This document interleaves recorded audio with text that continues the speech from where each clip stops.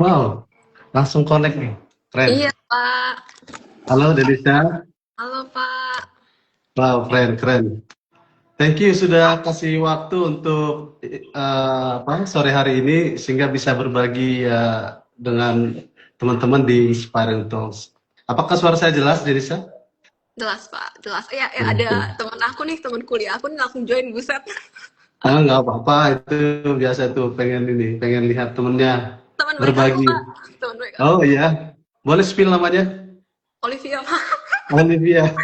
Olivia Asok, oke, selamat sore. Terima kasih sudah join di Inspire Talk sore hari ini. Nah, teman-teman, kita akan mulai episode 80 ini terasa khusus sekali bagi saya karena diri saya ini adalah bekas murid kami juga di SMA BPK Penabur Bandar Lampung.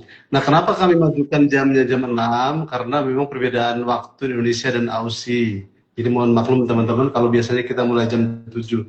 Nah, sore hari ini kita bersama narasumber yang luar biasa, Denisa Drelly. Tentu tidak semua orang hebat lahir dari kemenangan, teman-teman. Ada yang memulai dari kegagalan. Sering diremehkan, bahkan berada peringkat 5 terbawah saat SMP. Tapi hidup tidak ditentukan oleh seberapa buruk masa lalu kita gitu ya. Nah, Denisa membuktikan dia bisa berhasil kuliah di Monash University. Nah, supaya tidak berpanjang lebar, kita langsung tanyakan saja dalam 30 menit ke depan. Yang pertama, Denisa, terima kasih sekali lagi sudah join di obrolan sore hari ini. Nah, dulu kan di SMP pernah peringkat 5 terbawah begitu ya. Nah, pelajaran apa yang paling susah? Lalu apa titik baliknya sehingga Denisa bisa merefleksikan diri untuk bangkit? Oke, Pak. Jadi pelajaran terparah aku tuh, mohon maaf ya, Pak ya, sains, Pak. Jadi IPA. Makanya aku di SMA pilihnya IPS gitu kan. Oke. Um, aku tuh paling inget banget kalau TO. Inget kan kalau misalkan, kan waktu aku TO gitu waktu COVID gitu kan ya. Um, jadinya nilai TO kita tuh bakal dipajang gitu loh, kayak 3 kelas 9A, B, C gitu. Ya, oke. Terus aku tuh di satu titik gitu ya, aku tuh udah nggak pengen lihat lagi gitu karena aku udah tahu aku pasti dapat MTK, TO MTK paling terbawah di kelas gitu. Aku udah pasti tahu, jadi aku nggak mau lihat lagi, gitu kan. Um, tapi di antara TO gitu tuh emang paling parah tuh emang MTK sama IPA sih, Pak. Eh, nggak tahu deh, aku tuh paling parah tuh paling jeblok itu di MTK sama fisika. Nah, yang bapak tanyain pertanyaan kedua kan apa titik balik aku gitu kan? Simpel aja sih, Pak. Di satu titik aku juga nggak ngerasa happy sama hidup aku gitu. Kayak hmm kayak aku bingung aja gitu loh, kok tiap hari tuh rasanya sama gitu. Aku udah tahu aku pasti dapat nilai jelek, pasti remet gitu, pasti harus ikut pelajaran tambahan gitu. Rasanya hidup tuh sangat gampang terprediksi gitu, dan rasanya boring aja gitu loh. Kayak tiap hari tuh sama gitu, tiap hari pasti telat sekolah, tiap hari pasti nonton sampai jam 2 3 pagi, habis itu pasti kayak pagi-pagi tuh bangun tuh capek banget gitu kan matanya. Nggak tahu ya, aku ngerasa ada yang nggak benar gitu sama hidup aku. Pokoknya aku nggak happy deh sama hidup aku. Dan itu tuh apa ya, realization bahwa aku tuh kurang happy sama hidup aku tuh lama ya, before aku tuh actually kayak punya keberanian untuk menerima gitu kalau aku nggak happy sama hidup aku gitu. Itu yang pertama. Terus yang kedua, titik balik itu sebenarnya gampang aja. Jadi pada saat liburan mau masuk SMA, itu tuh kan nggak ngapa-ngapain kan, ya aku scrolling YouTube aja kayak biasa gitu. Terus lewat aja video, namanya Kak Kezia Susanto, dia tuh alumni SMAK Penabur Internasional kalau nggak salah, yang di Gading Serpong deh, PIS KG itu. Sorry, Kelapa Gading gitu. Nah, dia tuh bikin video katanya dia tuh dapat beasiswa full di Oxford gitu, Mbak ya. Nah, aku penasaran dong, gila bisa kuliah di Oxford S1 beasiswa full gitu kan, ngikut mau di Ayunda. Aku penasaran banget, ya udah aku klik videonya, aku nonton sampai habis gitu ya. oh wow ternyata beneran gitu, maksudnya beasiswa ini legit beneran dikasih, dan emang bukan beasiswa icek-icek gitu loh, itu dikasih sama Jardine perusahaannya. Nah Jardine itu yang punya Astra Internasional kalau di Indonesia gitu. Jadi ya setelah nonton video itu kebuka aja gitu wawasan aku, oh bisa ya aku S1 keluar ke luar negeri full, nggak usah beratin orang tua. Jadi ya why not, aku langsung memulai kegiatan aku untuk scholarship hunting gitu aja sih Pak sebenarnya. Oke. Jadi kalau saya tadi tanya mapel apa yang paling susah, itu ternyata matematika dan fisika. Lalu titik baliknya tadi memang benar ada rasa boring ya di masa-masa remaja, itu wajar ya anak-anak remaja. Lalu yang tadi saya terinspirasi gitu ya, tergelitik gitu dengan ternyata di Indonesia juga titik baliknya ada peran media sosial di sana gitu ya. Ada konten dari seorang mahasiswi yang sudah kuliah di luar negeri dan itu membawa dampak untuk kehidupan Indonesia. Dan itu sebabnya obrolan kita sore hari ini harapannya bisa juga membawa dampak bagi teman-teman yang nonton secara live juga. Nanti akan kita buat reelsnya dalam video-video durasi pendek. Nah, lalu Denisa kan ini ya balik nih merefleksikan diri. Kayaknya ada yang perlu saya coba nih biar saya nggak bosen. Kayaknya keluar negeri asik nih gitu ya. Nah, bagaimana peran keluarga? Jujur peran keluarga tuh sangat suportif Pak, karena jujur Li, aku tuh dari sama papa itu selalu emang di encourage untuk kuliah ke luar negeri, karena papa tuh selalu bilang ini coba Google orang inilah orang itulah gitu dari aku SD gitu kan, dan aku selalu lihat kalau mereka tuh rata-rata kuliah di luar negeri gitu loh, kayak di top 10 universitas di luar di dunia, jadi antara di US atau UK gitu kan. Nah jadi memang plan aku dari kecil tuh emang selalu di apa ya, ditanemin kalau misalkan kamu bisa kok kuliah ke luar negeri nih gitu, sama terutama sama papa sih, karena papa wawasannya kan emang lebih luas kan. Nah Hmm. tapi memang itu tuh plannya selalu untuk S2 Pak, nggak pernah ada plan untuk S1, karena Hmm. papa bilang ya S1 di sini misalkan di UI, ITB atau UGM gitu kan, ngambil FEB misalkan. Nah kalau misalkan S2 baru keluar negeri aja gitu kan, soalnya memang papa taunya S2 tuh baru banyak beasiswa gitu. Tapi seperti yang bapak ngomong gitu kan, aku memang terinspirasi sama orang yang sharing juga gimana dia bisa dapat beasiswa gitu kan ke luar negeri. Tapi ternyata oh ternyata untuk zaman aku gitu ya sekarang, beasiswa S1 tuh banyak banget ternyata gitu. Jadi aku pikir, oh kenapa nggak aku coba aja gitu, kenapa sih aku mau melewatkan kesempatan ini. Jadi sebenarnya dari peran ortu support banget, nggak ada hambatan, benar-benar. Karena emang dari dulu memang ini papa emang ngomonginnya coba keluar ke luar negeri aja gitu loh, karena dapat experience baru, bisa ya kan kalau misalnya di luar negeri ada beberapa riset ataupun fasilitas yang nggak ada, yang belum ada di Indo gitu loh. Oke.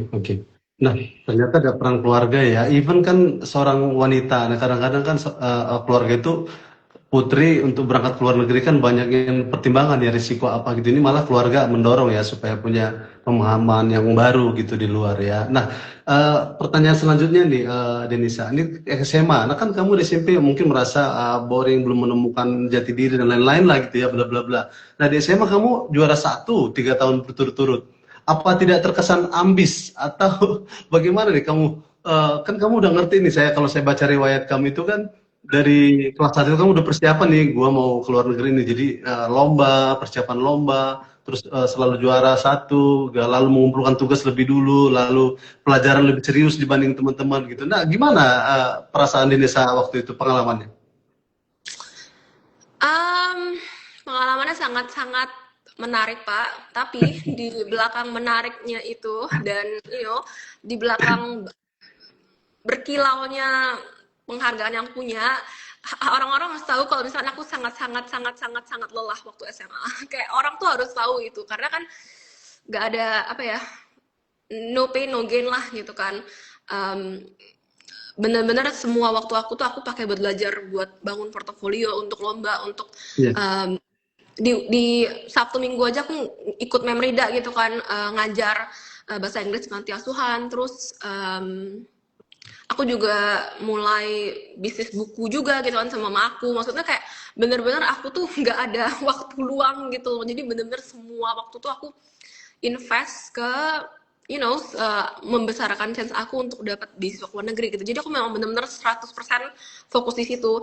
Jadi ya mungkin tips yang aku bisa sharingnya adalah ya kalau misalkan kamu merasa benar-benar kuliah ke luar negeri itu buat kamu atau benar-benar kamu merasa oh worth it nih, ya kejar aja nggak apa-apa gitu loh. Ya I'm sure maksudnya kayak kalau kamu tuh bener-bener ngambis kayak gitu, apalagi kan aku nggak tahu sih bapak ingat apa enggak, tapi aku tuh paling suka ngumpulin plus poin kayak waktu di matematika gitu kan, nggak cuma di pelajaran bapak doang, di pelajaran Memnovi, PPKN gitu kan. Aduh, aku tuh hunting plus poin banget karena aku merasa kalau misalkan ulangan aku bisa di boost dikit aja gitu kan, ada pakai plus point gitu, itu tuh ningkatin nilai rata-rata banget karena aku tuh target aku di SMA tuh nilai rata-rata nggak boleh kurang dari 90, nggak Yes. harus selalu naik tapi minimal 90, dan aku berhasil gitu nge-maintain nilai rata-rata per semester tuh di atas 90.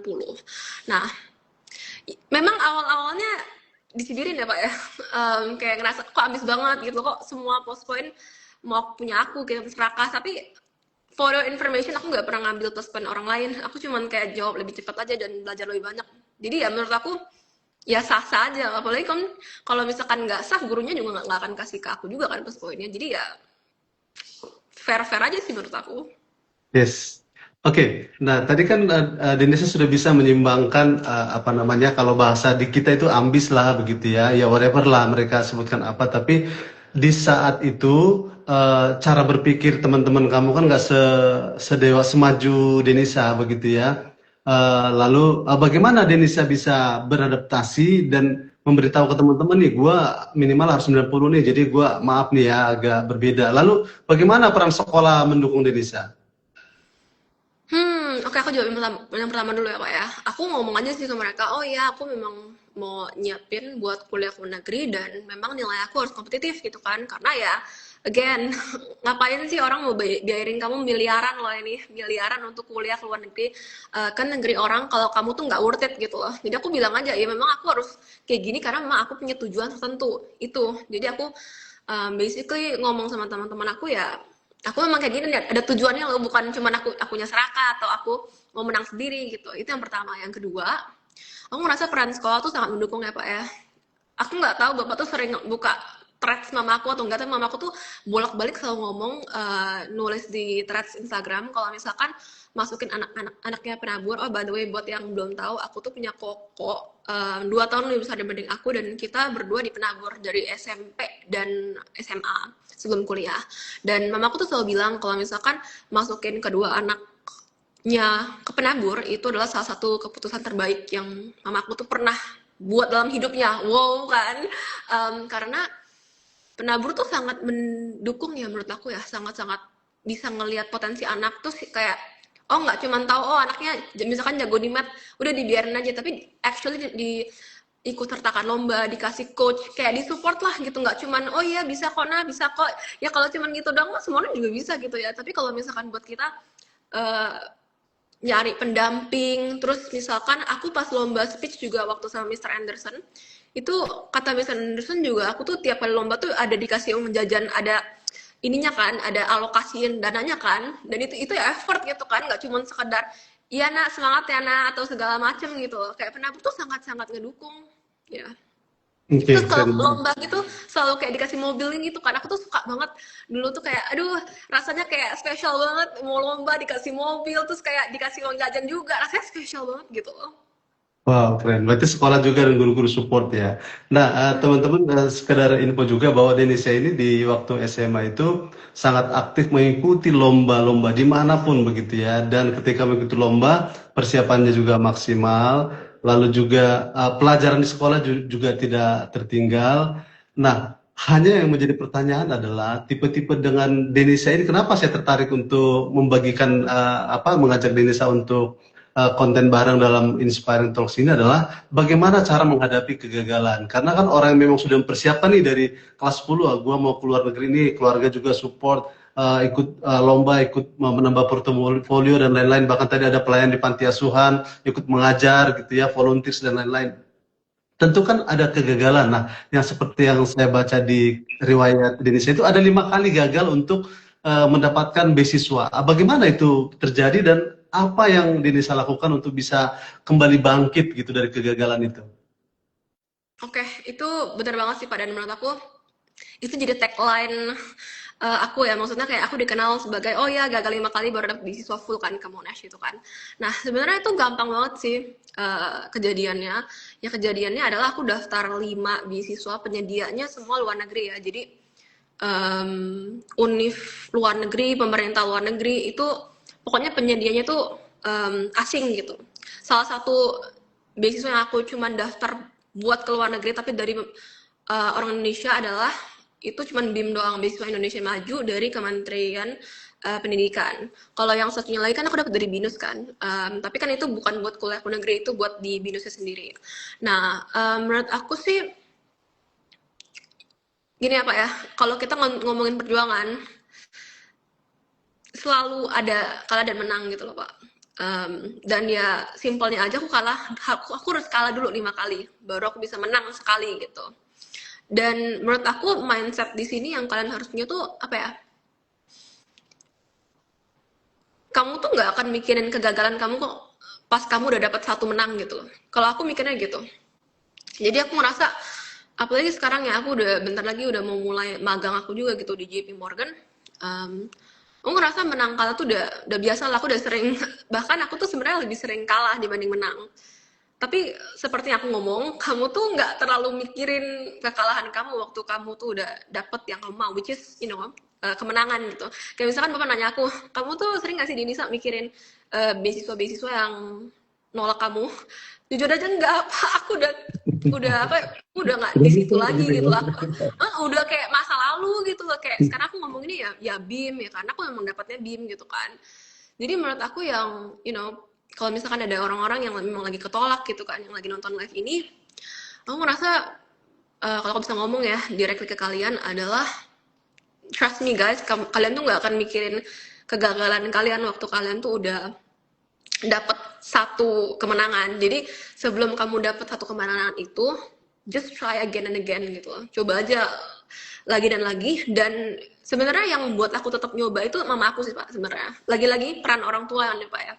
Mama aku tuh tanya sama aku, kayak terus tanya kamu sudah daftar BIM belum sih, kamu udah daftar BIM belum sih, karena aku tuh nggak daftar, aku bilang iya nanti sebenarnya aku tuh bukan aku tuh sebenarnya awalnya emang nggak mau daftar gitu karena aku udah capek, udah low bed gitu lah ya. Iya. Titik Istilahnya terendah gitu ya. titik terendah ya Pak ya. Aku ngerasa udahlah kuliah di Indonesia aja, aku juga udah dapet BINUS juga, maksudnya kayak aman aja, aman gitu kan. Kalau misalkan aku di BINUS juga aku bolak-balik Jakarta Lampung juga cuman satu penerbangan aku ya. Aku kalau mau ke Lampung aku harus ke Jakarta dulu, dan astaga Pak, PP itu nggak murah ya tiketnya, dan itu nggak di cover sama beasiswa kalau aku mau pulang. Pokoknya aku ngerasa udah sih yang aman aja yang aku udah dapet gitu, karena aku dapet BINUS itu Januari awal tuh aku udah dapet gitu loh.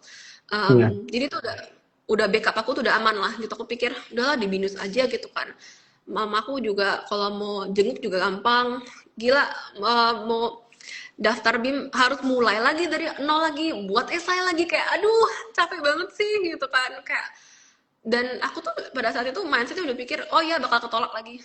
Jadi kalau misalkan kalian tuh tetap ketolak, kalian tuh ngerasa oh ya pasti bakal ketolak lagi gitu loh. Tapi dengerin aku, itu that was the case for me gitu kan, karena aku lolos BIM gitu. Jadi menurut aku apa yang mama aku tuh bilang ke aku yang bisa bikin aku bangkit adalah mama aku tuh bilang gini, Dek kamu pikirin lah mau daftar atau enggak.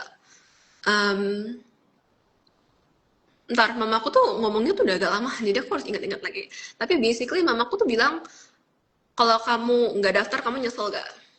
Kamu tuh bakal inget-inget lagi nggak sih waktu kamu tuh udah mungkin 30 tahun, 40 tahun, waktu kamu tuh seumur mama gitu, kamu masih inget-inget gak sih? Kalau kamu ngerasa kamu bakal masih inget-inget, bakal ada penyesalan gitu ya kamu daftar aja gitu. Jadi ya aku banyak bergumul sih sama diri aku waktu itu, kayak nyesel gak ya, tapi ya at the end pasti seperti yang Bapak bisa tebak, aku pasti ngerasa iya pasti bakal nyesel gitu loh. Kalau misalkan lihat orang lain, ih bisa ya kuliah ke luar negeri, oh ini ternyata lolos ya beasiswa, yang aku bahkan nggak berani daftar gitu loh. Pasti aku nyesel lah gitu. Kalau aku sih nyesel gitu. Jadi ya dari berbuah itu, jujur aku daftar BIM nggak ada ekspektasi mau daftar tuh cuman dengan satu tujuan aja Pak, supaya nggak nyesel. Udah gitu doang. Tapi ya ujung-ujungnya juga aku lolos gitu kan, maksudnya puji Tuhan. Jadi mungkin satu motivasi aku bisa berikan ke teman-teman adalah teman-teman gak usah ngerasa harus siap kok buat suatu kesempatan. Kamu tuh motivasi untuk nyoba nggak harus oh aku siap kak, oh aku ngerasa bisa kak. Kamu nggak perlu ngerasa kedua hal itu ataupun ngerasa kamu tuh pantas buat itu. Kamu tinggal coba aja dan motivasinya bisa apapun gitu loh. Bisa kamu nggak mau nyesel, motivasinya juga bisa orang tua, motivasi bisa teman. Kayak kamu nggak harus ngerasa siap kok untuk kesempatan itu. Kamu cuma harus daftar dan lihat aja kamu lolos atau enggak, dan um, tetap daftar gitu kalau misalkan kamu tuh tetap ketolak. Karena again mamaku tuh suka banget bilang kayak YOLO deh, you only live once gitu kan. Cobain aja karena kamu nggak akan tahu apa yang bakal terjadi. Maksudnya kalau kamu nanya aku bisa ketebak nggak ya bakal lolos BIM? Oh, aku nggak akan ketebak sih. Jadi ya itu sih Pak sedikit dari saya. Oke, keren banget ya. Ternyata tadi titik temunya itu ada peran orang tua dan ada perasaan ini gagal lagi nih gitu ya. Ini yang keenam gagal lagi nih gitu ya. Ternyata apapun motivasinya, dan saya malah jadi kepengen nih suatu saat saya pengen live nih dengan para parents, dengan para orang tua nih gitu ya. Yang bisa apa namanya memberikan jalan, bukan hanya jalan sih ya, tentunya doa dan momentum juga ya. Momentum itu dipakai untuk remind lagi gitu ya, Denisa yuk daftar lagi nih BIM gitu ya, di saat anak sudah memang di titik terdasar paling bawah gitu ya. Luar biasa peran orang tua dan doanya ya. Oke, nah pertanyaan selanjutnya nih Denisa, kalau misalkan ada 5 langkah untuk bisa mendapatkan beasiswa di luar negeri, 5 langkah, bisakah Denisa menyebutkan secara singkat 1, 2, 3, 4, 5 itu step-stepnya apa? Oke, boleh Pak. Oke, yang pertama itu itu step yang paling susah sih Pak. Yang pertama, karena yang pertama itu um, ngasih foundation ke yang keempat ini. Jadi yang pertama itu sebenarnya riset apapun, riset kamu mau daftar univ apa, mau negara apa, mau program apa, mau jurusan apa, itu semua harus kamu riset karena um, kalau aku pribadi itu karena kan banyak banget ya kamu mau keluar ke luar negeri yang mana gitu kan, Malaysia pun luar negeri gitu loh, maksudnya kayak kamu tuh mau keluar negerinya yang mana. Jadi kalau misalkan aku sama orang tua aku mau ngerucutinnya kan, itu tuh dari negara dulu, kita pilih negara, habis itu baru pilih univ, baru jurusan. Karena jurusan tuh nggak selalu tiap univ itu exactly the same gitu. Jadi menurut aku pilihnya tuh negara, univ baru jurusan itu. Terus kalau yang kedua itu definitely nyiapin portofolio Pak. Jadi bangun nilai, bangun lomba, pokoknya banyak-banyakin pengalaman gitu waktu SMA. Apapun itu yang kedua. Yang ketiga aku ngerasa kalau kalau experience kan agak lama kan, makanya kita mulai duluan di langkah kedua. Yang ketiga tuh menurut aku yang agak lebih singkat itu adalah tes-tes. Jadi kalau ke luar negeri tuh banyak banget tesnya. Jadi misalkan kamu mau ngambil IELTS kah, mau ngambil TOEFL kah buat tes bahasa Inggris. Terus nextnya ada SAT gitu kan. Kalau misalkan kamu mau daftar program-program beasiswa ataupun ke US, Amerika Serikat, itu tuh sering banget butuhin SAT. Nah jadi kamu juga harus nyiapin itu karena itu harus belajar punya. Aku pernah belajar walaupun aku nggak ambil, tapi tetap harus belajar punya, dan itu tesnya tuh jauh lebih sedikit dibanding IELTS atau TOEFL. Jadi itu nggak bisa diundur-undur. Pokoknya nanti berantakan lah timeline-nya. Itu yang ketiga. Yang keempat, aku ngerasa apply sih Pak. Apply itu yang daftar kan. Maksudnya kamu udah nyiapin semua, nggak daftar juga percuma. Mereka juga nggak akan tahu kamu siapa gitu kan. Nggak tahu application kamu juga seperti apa gitu. Yang keempat tuh definitely apply. Jadi kamu udah bikin semuanya kan dari nol gitu kan. Kayak misalkan buat kue gitu.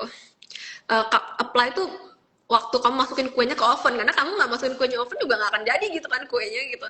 Yang kelima menurut aku tuh banyak orang lupa ya, tapi menurut aku belajar ini banget setelah dapat BIM. Yang kelima tuh sebenarnya doa Pak. Karena jujur aja nih guys ya, kamu tuh bisa lengkap banget, maksudnya kamu perfect di keempat langkah, tapi kalau kamu nggak nyertain doa, nggak berserah sama Tuhan gitu kan, susah deh untuk tahan 3 tahun perjuangan gitu. Itu yang aku ngerasain sih. Um, dan aku jujur aja aku dapet BIM, itu unik banget ceritanya. Aku dapet BIM tuh 16 Juli. Aku dapet pengumuman itu setelah bener-bener sekitar 1 jaman setelah aku pulang dari gereja. Jadi ya wow, bisa dibayangin ya. Karena bener-bener aku di gereja berdoa, udahlah Tuhan, pengumuman aja mau lolos apa enggak, bodo amat. Tapi aku mau kepastian gitu, lolos apa enggak gitu. Nyatanya 1 jam setelah aku ke gereja dapat email, oh ya Anda dinyatakan lulus. Jadi ya 5 tuh penting guys. Jadi jangan lupa ya, step 5 itu sih Pak, 5 stepnya. Keren sekali yang kelima ya. Tadi yang pertama riset ya kan, riset dulu unitnya, jurusannya, negaranya negara mana. Lalu kedua portofolio ya, nilai kompetisi, lomba dan lain-lain. Nomor 3 ada tes ya, TOEFL. Lalu ada SAT. Lalu yang keempat jangan lupa apply dan kelima berdoa. Luar biasa ini Denisa ya.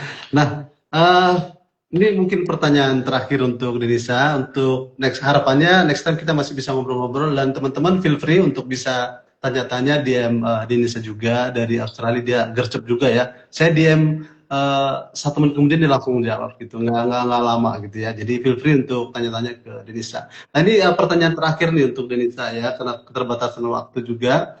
Kalau Denisa bisa bicara kepada siswa SMP dan SMA sekarang yang merasa gagal hari ini, udahlah nih nilai rapot udah jeblok gitu ya, udahlah ini remedialnya terlalu banyak, udahlah ini udah diocehin di rumah, udahlah ngeliat teman-temannya bagus-bagus kok, gue gagal terus gitu ya. Lalu pesan apa yang ingin Denisa sampaikan? Satu aja sih, nggak banyak-banyak, karena kan kita udah ngomong banyak kan di awal. Satu kata aja, jangan jangan nyerah, jangan give up, karena ini juga didikan sama papa aku ya. Papa aku tuh paling nggak suka denger aku nggak bisa, nggak mungkin. Dia bilang jangan ngomong kayak gitu loh. Papa nggak suka, jangan ngomong nggak bisa, nggak mungkin, semua tuh bisa mungkin gitu loh. Jadi aku ngerasa apa ya, di saat-saat kamu nggak percaya sama diri kamu adalah saat-saat tertepat di mana kamu harus percaya sama diri kamu. Karena aku nggak kebayang hidup aku gimana bedanya kalau misalkan aku nggak dapet BIM ya. Aku ngerasa hidup aku sangat-sangat berubah. Aku pun sangat-sangat berubah karena ya gimana nggak berubah, aku masih umur 20-an awal. Aku tinggal di negara salah satu terbaik di dunia. Aku pun tinggal di dorm aku ini sekarang ini kayak rata-rata satu lorong tuh rata-rata beda-beda negara semua Pak. Itu se-diverse itu gitu kan, se-multikultural itu. Dan ya aku nggak kebayang aja hidup aku kalau misalkan aku nggak dapat BIM, jadinya aku nggak akan kuliah di Aussie, nggak akan buat akun aku sendiri, nggak akan sharing soal beasiswa, bener-bener aku nggak akan kebayang, karena aku nggak akan kenal 90% orang yang aku kenal sekarang. Jadi ya kalau kamu mau nyerah, please jangan. Kenapa? Karena satu, kamu masih muda dan trust me, masih banyak banget kesempatan buat kamu. Dua, trust me, kamu akan lebih nyesel nggak nyoba dibanding nyoba. Karena dalam 21 tahun aku jatuh bangun aku nggak pernah nyesel atau malu dengan hal-hal yang menolak aku. Aku ngerasa, oh iya sih aku nyoba itu nggak lolos, tapi ya udah. Seperti aku bilang, kamu nggak akan inget 100 kali kegagalan kamu, tapi kamu bakal inget 1 kemenangan kamu. Gitu sih Pak. Keren sekali Denisa, thank you so much. Terima kasih berbagi pengalaman Denisa. Perjalanan Denisa ini membuktikan satu hal teman-teman ya, gagal bukan akhir dari cerita. Denisa tadi sampaikan jangan menyerah. Kadang Tuhan membiarkan kita jatuh berkali-kali supaya kita belajar bangkit lebih tinggi. Denisa, thank you so much. Sampai jumpa lagi di Indonesia. Sukses kuliahnya, tetap semangat. Thank you Denisa, thank you teman-teman yang sudah join, tidak disapa satu persatu. Sampai bertemu di Inspiring Talks episode 81 minggu depan. Thank you semua, thank you. Thank you Denisa. Bye-bye. Bye.